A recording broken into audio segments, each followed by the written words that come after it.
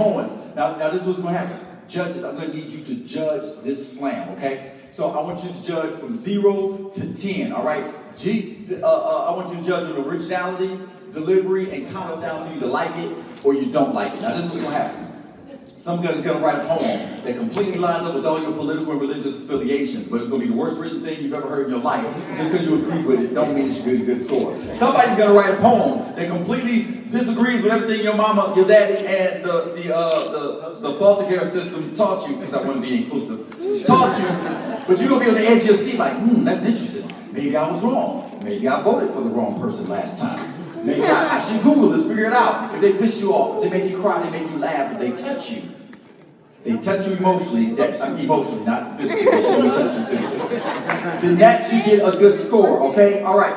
I want you to judge from 0 to 10. 0 is the last presidential debate. Yeah.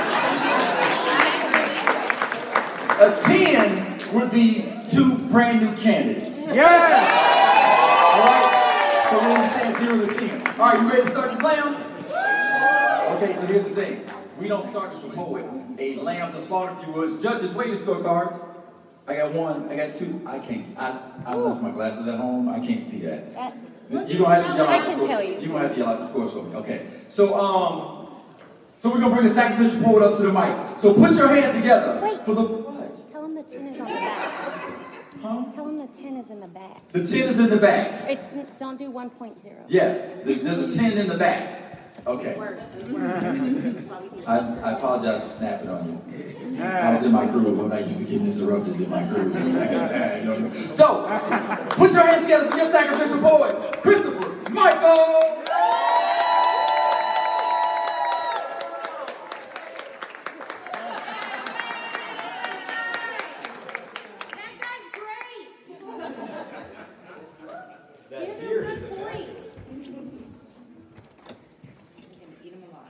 If we can hear the sound of the ocean in a seashell, then can we hear the sound of the ghetto in a Coke can?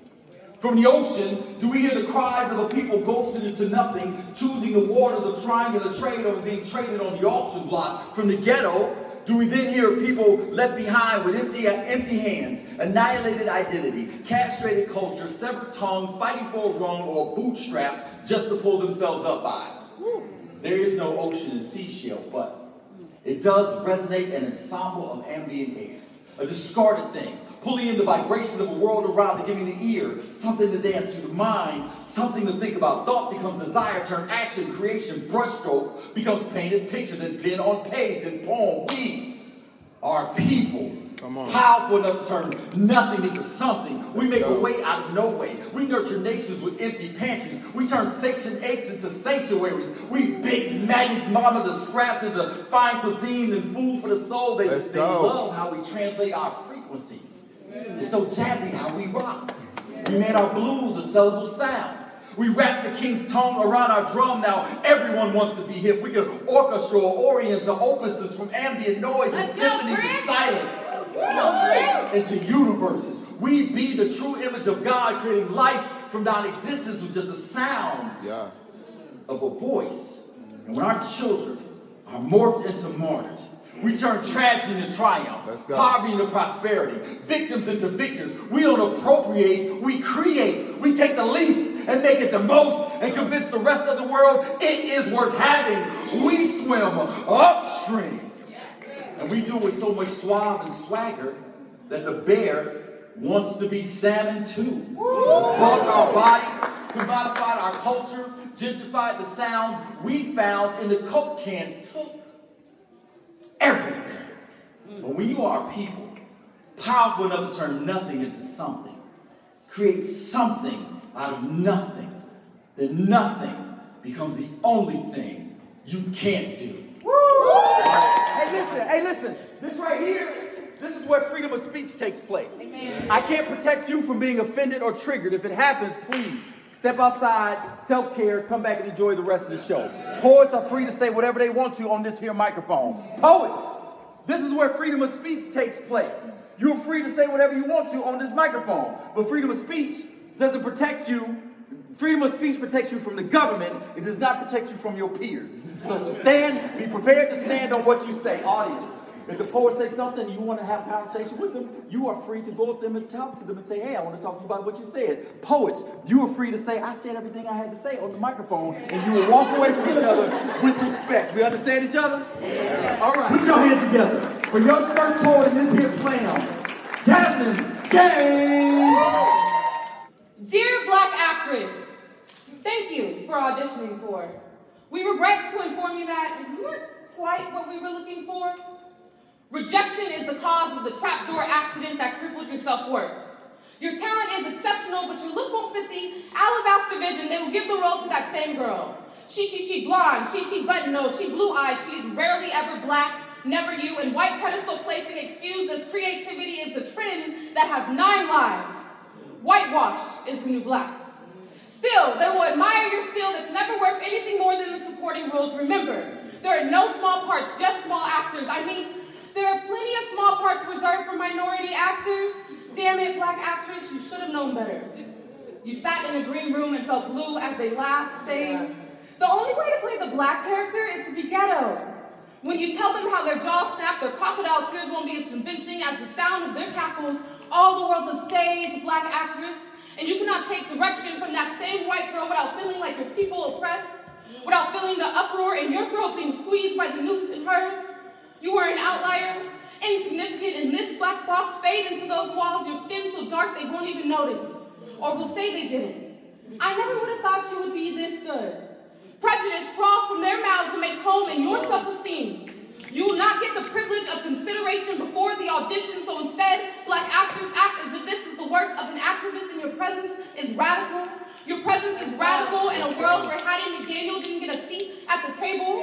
You won't get a Viola Davis moment, remaining complacent, play nice to your opponent, the white woman, frolicking in green fields and lovely flowers as arms, only half stretched out like just enough to call herself an ally, knowing you deserve more but sacrifices justice for stage time. So you must take it from them. Snatch all as is a Black woman's pastime, which is to say, scalp all of your victims. Hang those golden tresses up on a wall like it is the only trophy you will ever need. This is the Black child rebelling against the American upbringing. This is the civil rights movement behind a red curtain. This is a strong Rosa Parks note that sounds more like a terrible, difficult thing to say, but a harder thing still to do. You Black actors were made to play more than slave, than single mom, than victim. You're thespian in the Black flesh. You are not yet the actor center stage, but you are the spotlight, so speak up, Black actress. Come on, Jazz. Projecting your voice is second for the stage. First for self-preservation for the Black woman. And if they won't cast you, then Shonda rhymes the hell out of the industry. Colonize the industry with so much Black girl magic, picture folk who live again and split the tongues that dare to raise a malice against a Black woman. Black actress, you are the aftermath of years of disacknowledgement. And they aren't ready for your weight. Let's go! Put your hands together for Michael Hatcher! When I was really young, I used to love going to my grandmother's house because she would let me stay up late and eat frosted flakes. We had a whole system. She would pour my milk and listen to me talk about the trials and tribulations of the second grade, and I love her for it. If time is just a concept, and there is only the eternal now, then there was a version of me and my grandmother still at that table. That version of me does not know how temporary a voice is. He hasn't heard words that fall with the force of an axe. He hasn't been chopped at the knees yet. When my grandmother passed away, my mother said it played out like a silent film. She said the entire hospital went black and white. She said all of the nurses were only speaking in captions. She said, anything you have to say to your grandmother goes to the stars now. I say, hello, stars.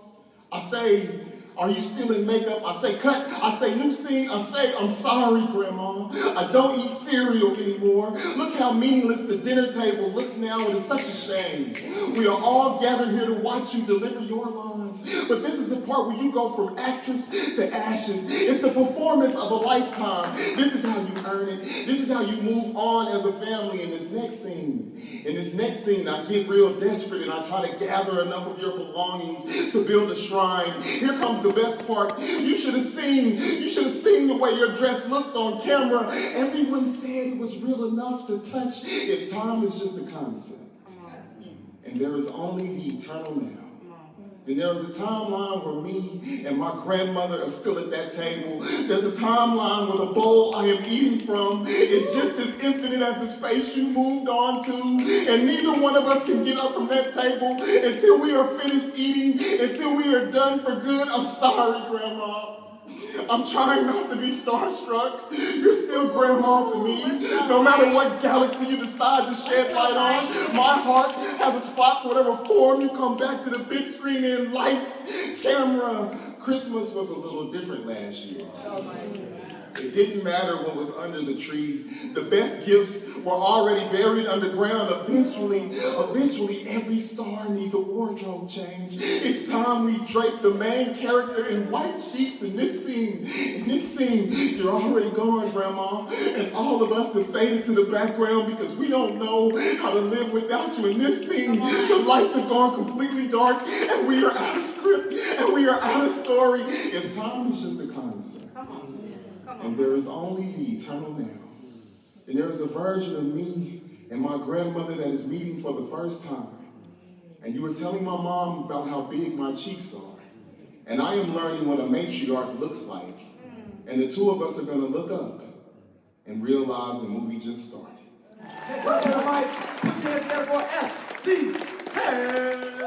The fastest human in the world can run up to 27.78 miles per hour. So school zone fast. But I bet the speed of light laughs at our attempts to be quick. When you can travel the distance of our entire planet 7.5 times in the span of 1 second, everything else must seem glacial to you. Light speed is impressive. But there is something we humans have created that travels nearly as fast. We call this invention prejudice. So expedient, blink and you can Mississippi riot it. So sudden, it can Eric Garner attempted arrest into cover-up statements at a speed that could break necks. I once saw prejudice be so quick, it took 200 years to gerrymander our way back up to it. So rapid, in just 2 seconds, you can go from apartment residents to body bag recipients. So swift, you can be acquitted before the beating gains a hashtag. So immediate, racially motivated, now reads mental health crisis. We're not sure when the change happened. Weird thing about prejudice. It can be remarkably inclusive. I once saw it turn an accepting nightclub into a 49-person monument in a Second Amendment instance. Once saw prejudice be so brisk, it made the East Side gentrification look expected. Certain. Like it's always been this way. I once saw prejudice move faster than a European fashion trend. Germany may have made them famous, but with a little concentration, America made camps too. And no, we may never be able to physically catch up to light speed, but not even light can be in 2 places at once. And prejudice can be both in the elevator and waiting for you on the top floor, be both in the doctor's office and the reason for your misdiagnosis. I think the only thing faster than our prejudice is how quickly American history would like you to forget its existence. If 15 black Americans are killed at Houston, Texas, and our history books never mention it, did it ever happen? In 50 years from now, it's never taught that at the height of COVID, 9 Chinese Americans were killed due to intolerance. Did it ever happen? Growing up in Texas, I never learned about the Tulsa Race Massacre. 300 African American stories ended. Thriving businesses extinguished when I was 26. When I first heard about it, maybe. Because our prejudice was so expeditious, it took US history books 50 years to write 1 sentence about it. When we cherry pick what we teach about our country's biography, we only choose the most flattering stories, and prejudice will never be pretty, so in an effort of longevity, I think it bears repeating. On February 23rd, 2020, Ahmaud Arbery was gunned down while jogging. And even with video evidence, prejudice still moved so quick, it took 3 months for justice to catch up to it. Hear that. Even with a recording and a body for 75 days, his killers weren't arrested or charged with anything, and prejudice has already moved so hastily, you're not surprised by this. Let's go. Maybe that's where our human invention is most like light speed. Many of the stars we see have been gone for centuries. I guess light leaves a legacy, so will we. Either the one where our greatest invention was how quickly we see someone as less than, Or the one where we strive to eradicate our discrimination, not by erasing it, but by writing down its name, documenting its intentions, weaknesses, so that some future generation might finally be able to outrun it. Let's go. Somebody put your hands for Toba. Reasons why I'll be calling the cops on white people. If you are offended, I sat there and wrote this poem just for you. So if you were like, did she write that about me? I did. When you ask questions that you should search on Google first before asking real black people. Questions like, how can I support you as an ally? Or, can you tell me a little bit about your struggle? Or, do I know your black friend? That is not a good question anywhere, but I'm still calling the cops. When you ask me the time, and when I ask you the time and you say 10:07, I'm calling the cops. When I see your children lose their damn mind and fall out in any restaurant, mall, or grocery store, calling the cops. When I see you put leashes on your kids, yes, everyone is laughing at you because you look crazy. I can't curse. I'm calling the cops.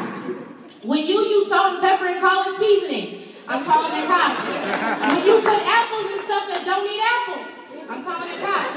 When you put raisins in things that don't need raisins, I will also be calling the cops.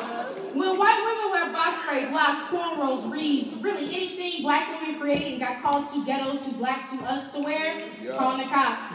When you make sandwiches, and they are 70% mayonnaise and 30% bean sprouts, that is fucking disgusting. Sorry.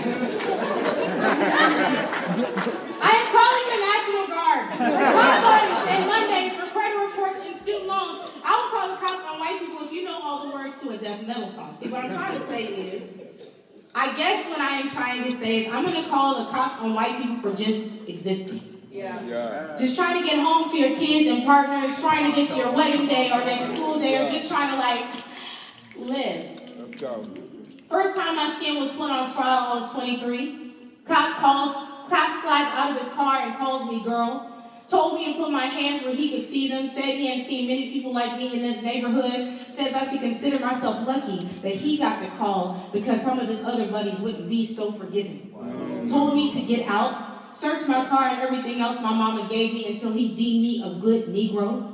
Granted me one more day to be afraid. Maybe if we call the cops when there's a real emergency, you know, the job we all pay them to do, maybe when I see the boys in blue, I won't hear my ancestors screaming, run away. And wouldn't that be something? Yeah. Wouldn't that be everything? Yeah. That is the end of round one. How y'all doing? Y'all good? You enjoying yourself so far?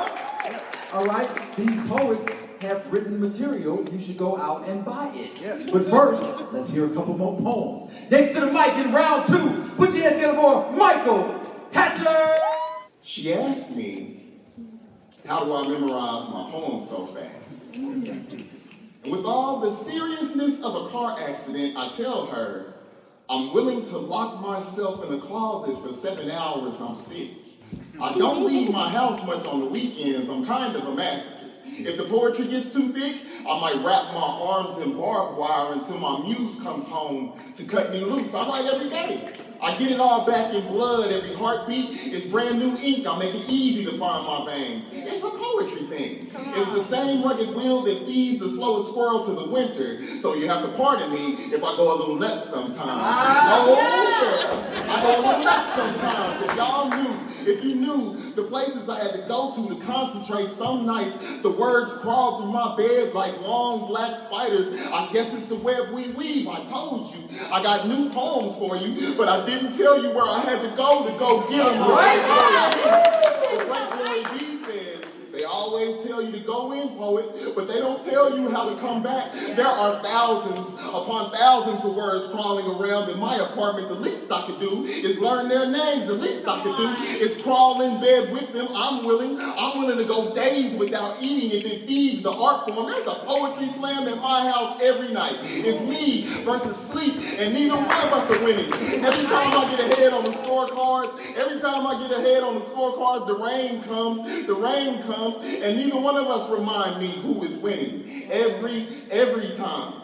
Every time we get ahead on them to remind me that the point is not the point. The point is I'm starting to fall in love with the process. I got news for you. It's a poem about a poet, and he doesn't even realize it because he's been doing nothing but writing and rehearsing for 7 days straight. When she asked me that question, I realized that my notebook weighs the same amount as my shackles. The key is to find my pen in time to capture the moment. The key is to be as still as a tripod. Truth be told, my mouth is just a frame for a photograph. Picture me in a dark room developing different ways to say I love you. Okay, I shouldn't have said anything about how long it takes me. Practicing these poems takes me from gazelle to griffin. Time flies whenever the lion is king. I don't do this for fun. I do this because I don't want to do anything else. When she asked me that question, I realized that maybe I don't remember this. Maybe I go to sleep and when I wake up, every word is tattooed on the inside of my eyelids. I'm sorry I'm like this.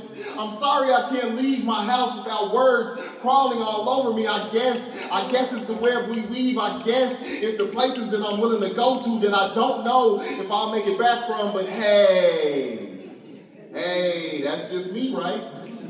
That's just me. Next up to the mic, put your hands together for Jasmine Gaines. 1, my dog and I take the same dosage of Prozac. 2, when people hear that, they tend to laugh.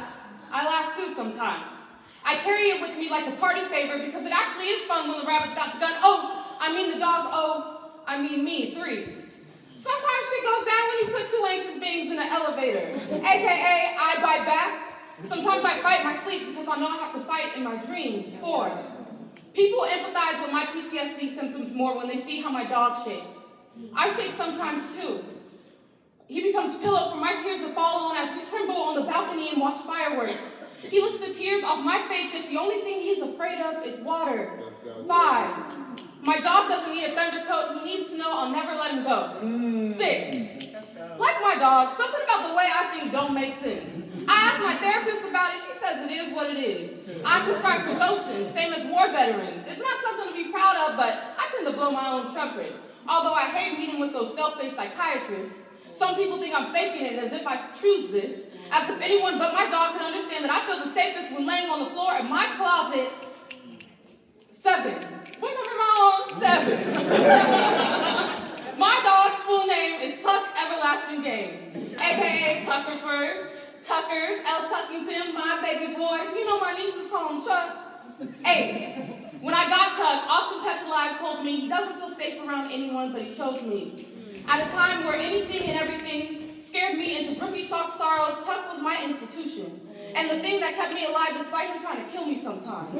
Also known as Cujo, my family told me to let him go. Side note, do you know Austin doesn't follow the 1 by rule of Texas?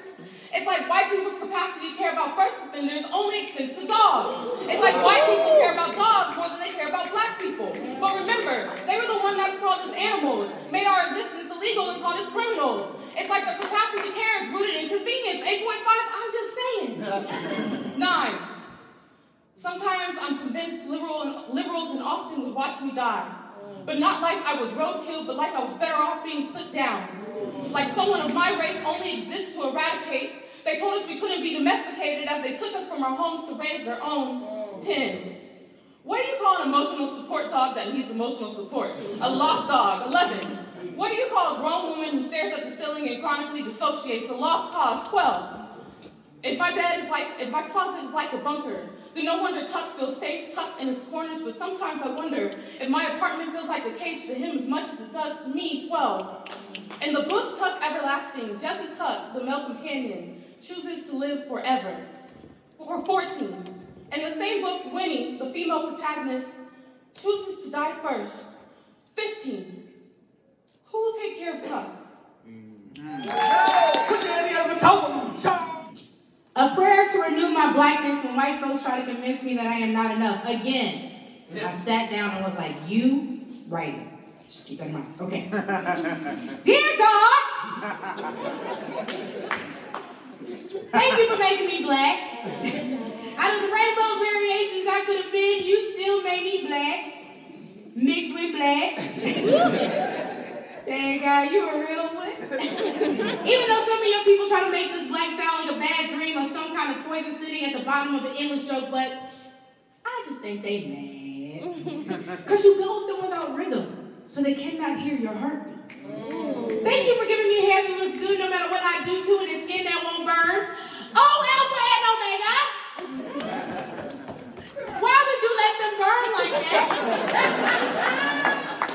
That is a strange thing to not protect your people from. Actual sun? Dang.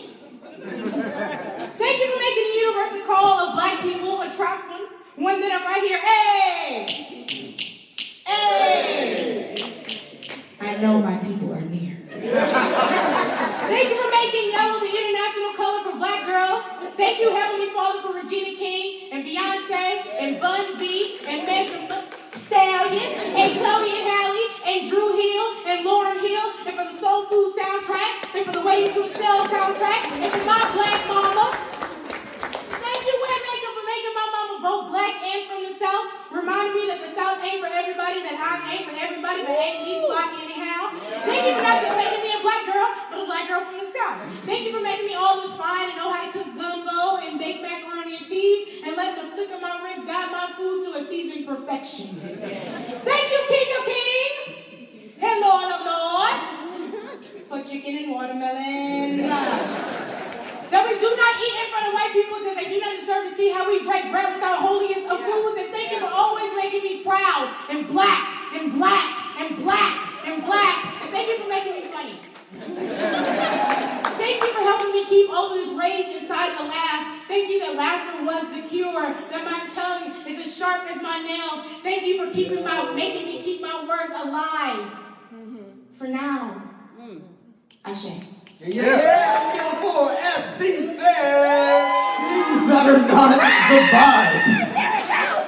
The friend that sends multiple single-word texts in the group chat. Feeling something wet when you sit on a toilet seat. wait a minute, Waiting in a public waiting room to see your therapist. We can literally pull a piece of metal out of our pocket, tap it, and a drone will deliver a McChicken to your doorstep. But the profound awkwardness of waiting with other works in progress to see your therapist is, respectfully, garbage candy. Trash, tap, raisinette, rubbish. There's no social etiquette for the therapist office. Your presence is an unspoken acknowledgement that just like them, there's something inside you that isn't working, and I'm here again. Hourly trying to give off the human version of mosquito repellent as I try to session my way out of hopelessness. Ponder how I even ended up here. In this downtown island full of misfit neurological conditions here, trying to make sense of a mind full of factory defects. A 10-minute delay leaves me stuck in traffic. I break down. A friend from college posts pictures of a happy marriage. I break down.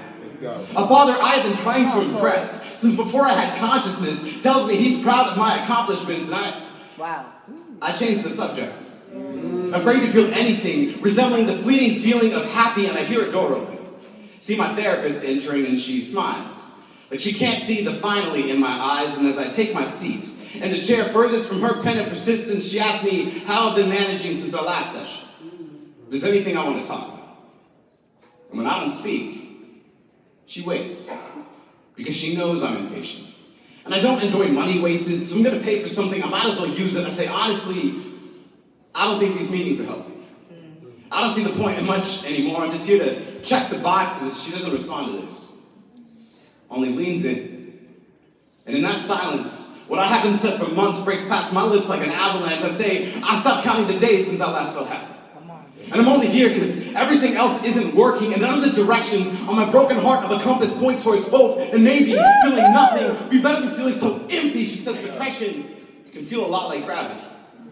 Like a darkness pulling at anything resembling ever healing. She says, I'm so sorry. She hadn't felt joy in a while.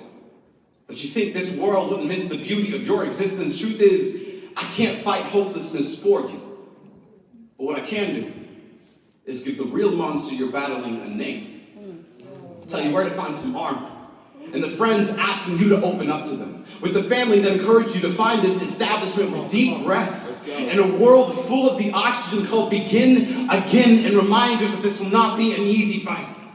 But you being here, alive, in this room, is a kind of winning. Not all victories come with parades or trophies. Sometimes they look like your client saying more in one session than he has in 12 weeks, and I laugh. Before I immediately start to weep. She says I'm stronger than I need to be. That it's okay to need community to help carry the heavy of living, and when I'm done crying, she thanks me for sharing. Ask me the question I usually hate hearing. Same time next week? I breathe. I say, yeah. Yeah, I'll be here. Is there any poets that get to call up? I got them all? That was the end of round 2! And now, while we tabulate the scores, I'm going to do a poem. Give it up for Christopher Micah! There we go!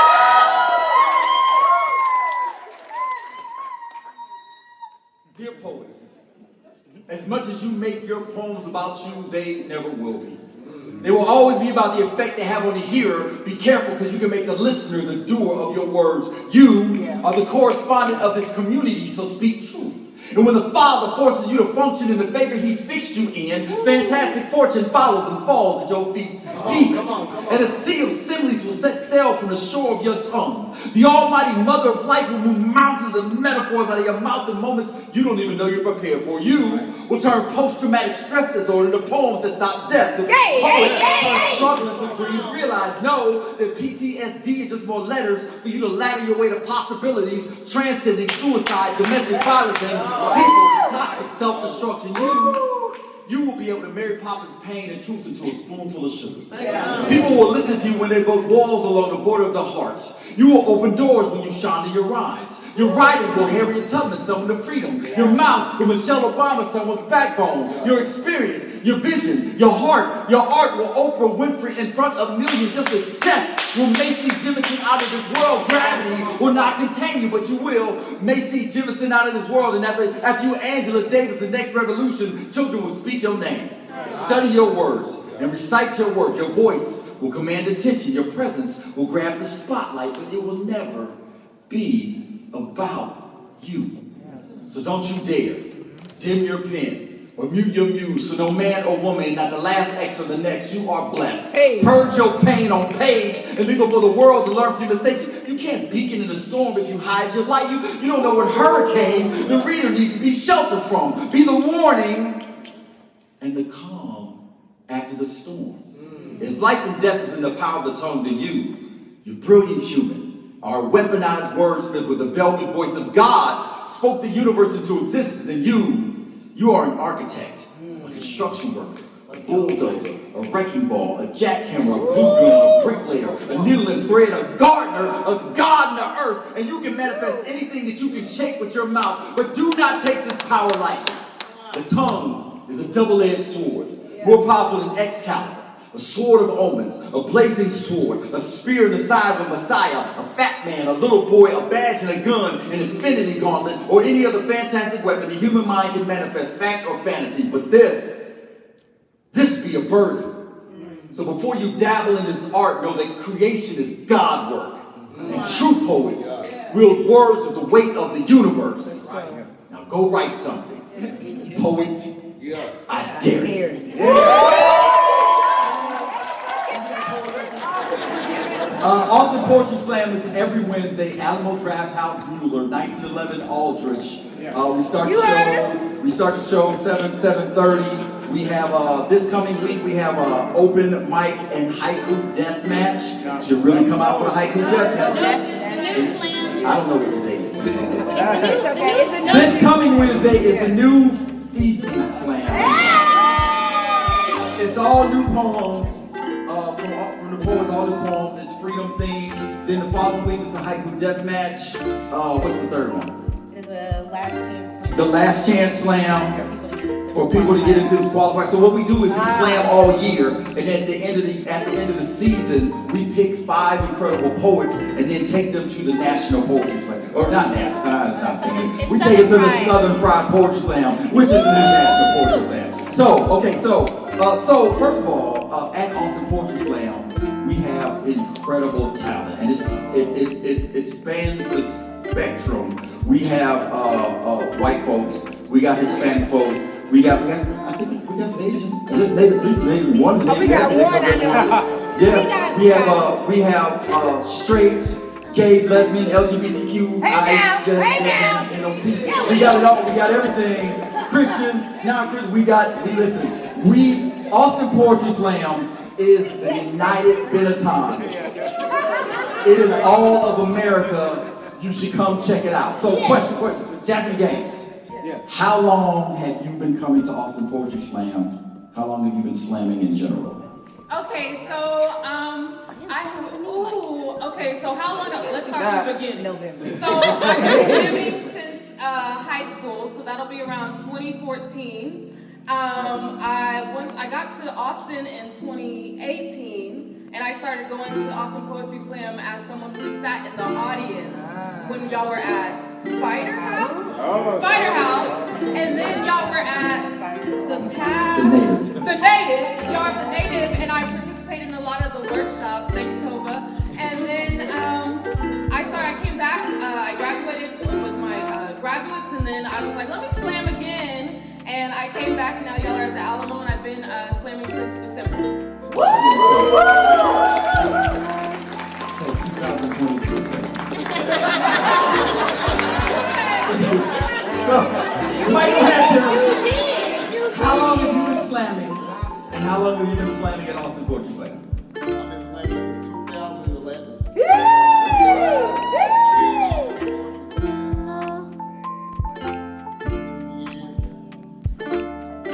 All right. From Fort Worth. This is not about Fort Worth today. SC says, how long have you been slamming? How long have you been slamming Austin Poetry Slam? 2015. Yeah. Oh, I remember when you. Yeah. That was bad. No, you weren't. Tell me, Charles, how long have you been slamming? How long have you been slamming at Austin Poetry Slam? I've been slamming since 2008. And I've been a part of Austin Poetry Slam since 2010. Interesting. Okay. Did Toby Charles mention that she's in charge of Austin Poetry Slam? Hey now! So Christopher Michael has been slamming since. I'm not Christopher. I was gonna Whatever. There we go. Mr. Michael, how long have you been slamming and how long have you been slamming with Austin Poetry? Yes! Well, I first started doing poetry in high school in 8th grade.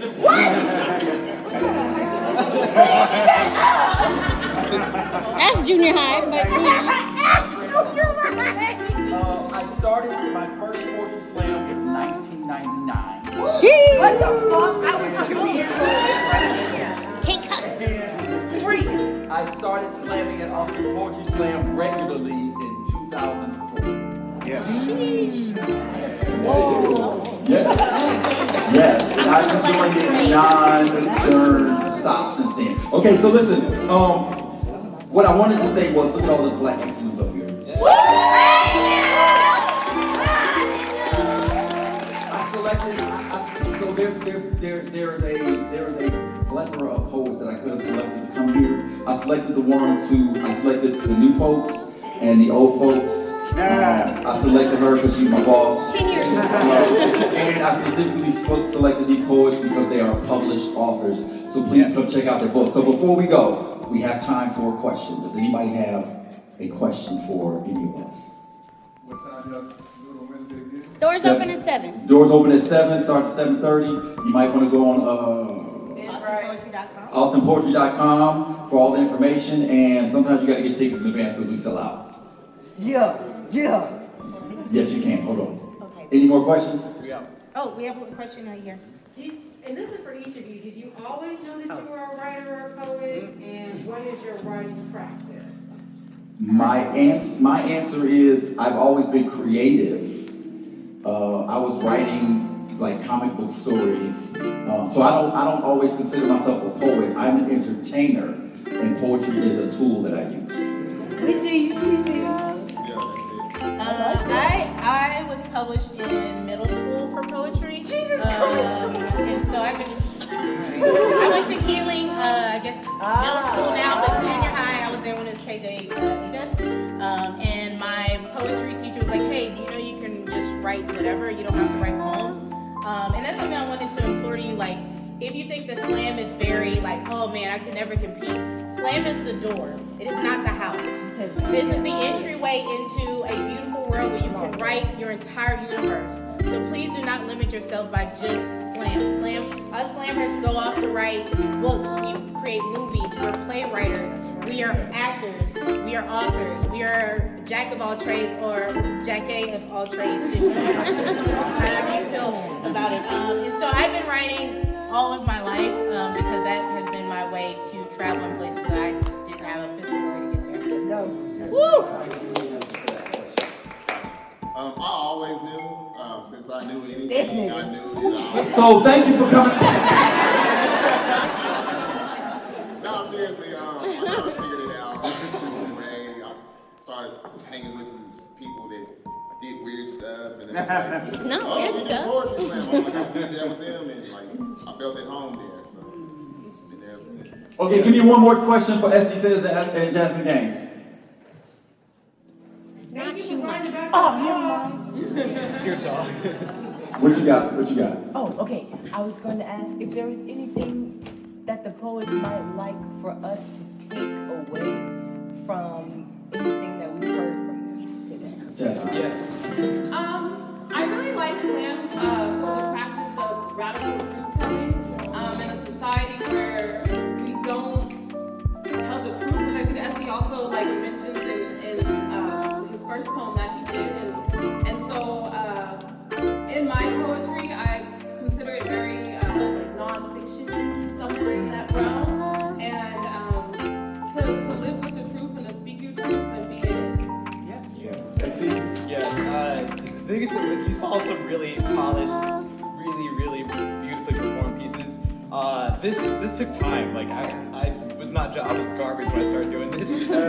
And what has been so amazing about this community is just like how much it pours back into itself. And so I've been more encouraged by strangers and other poets about my work than I've ever felt about my work. And so if you heard something that was inspirational or moving to you, that's a direct result of this community literally like helping me feel like I can perform and share my story in a way that people would resonate with. So if you feel like any kind of pull to try this, please just get on the stage and like share your story. You have no idea how healing that can be for you and for the people that hear that. Thank you. Yes. Thank you. And you're wondering about writing. So none of the people on stage were attractive when they started writing. Look how pretty they are now. Like the more we write, the better we look. Yeah. Okay, one more question.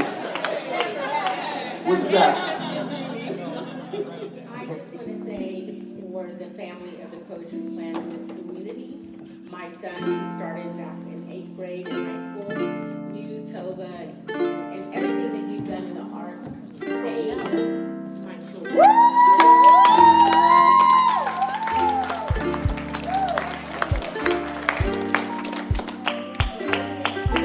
Young people who are struggling, and the teachers, one of them's a teacher now, but the teachers that saw something and said, you know what, it's not just anchor, it's not just Right. It was a teacher that got Brent to start What would you say, Boss?